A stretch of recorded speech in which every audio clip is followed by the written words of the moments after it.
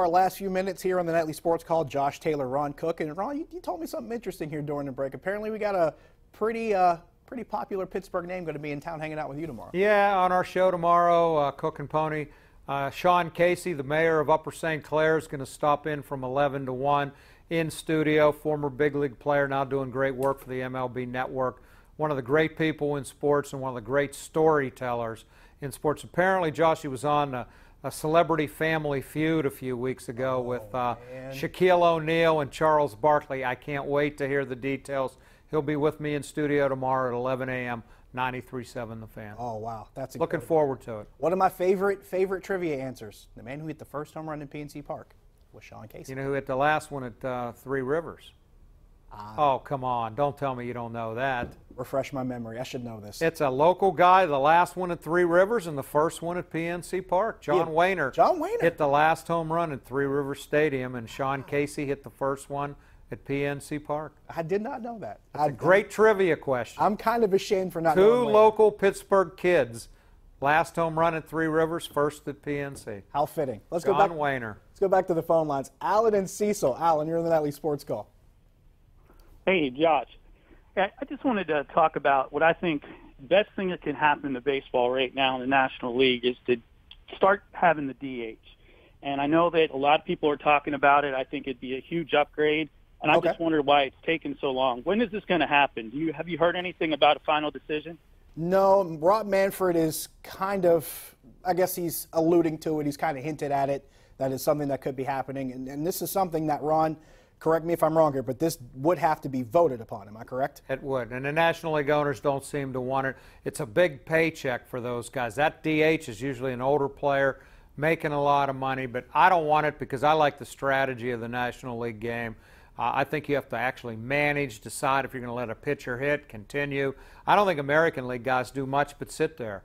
I prefer the National League game, but I also see the other side of it, and I do not like the fact that one league plays under one rules and the other league plays under the other. I would prefer no DH, but it's never going to go away in the American League. There's more chance of the DH coming to the National League, and I think it'll probably happen within the next 5 or 10 years. That's where I am on that too. If you're going to do it or not do it, just do it. Have the same thing. It's the only sport where you have different conferences or different leagues, and they don't play by the same rules. Right. It makes no sense. If anything, and that's the big thing that bothers me, is that there's no uniformity there. And if anything, just come to one decision or another just for uniformity's sake, and to make the game, if nothing else, make it more appealing for fans to watch. And I think that's one thing that people are frustrated with.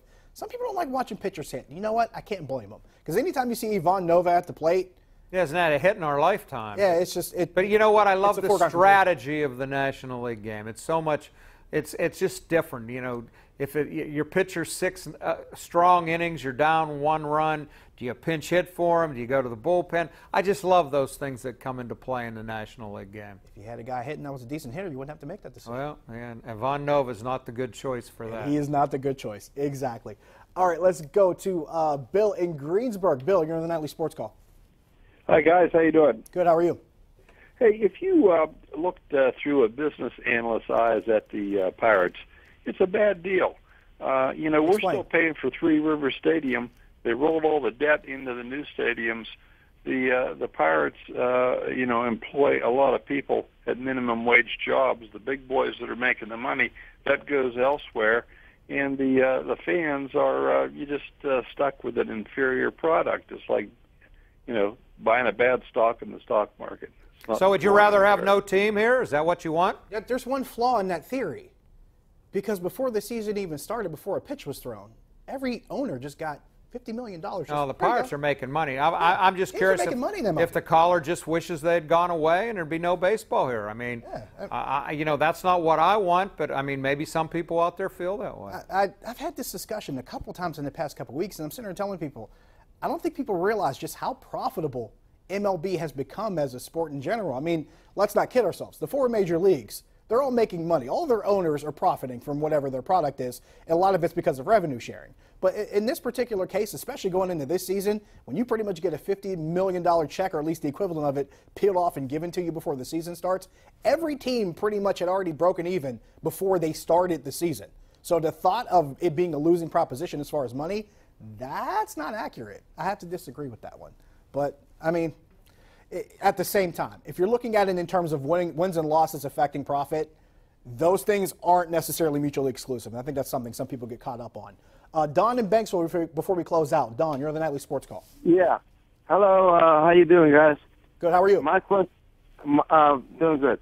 My question is about the Penguins, about Gensel and his contract with the Penguins. Do you think they're going to give him a good contract?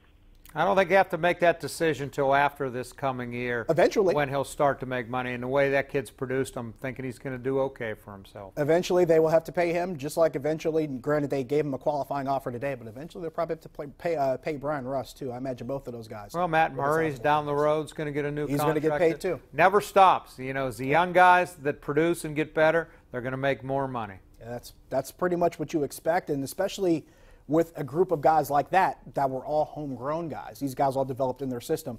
And it makes it easier to space that out in the meantime, Ron, when you have bigger contracts at the top half, but then you have younger, cheaper talent that produces at the bottom half. Makes your decision-making a lot easier if you're in a Jim Rutherford's position.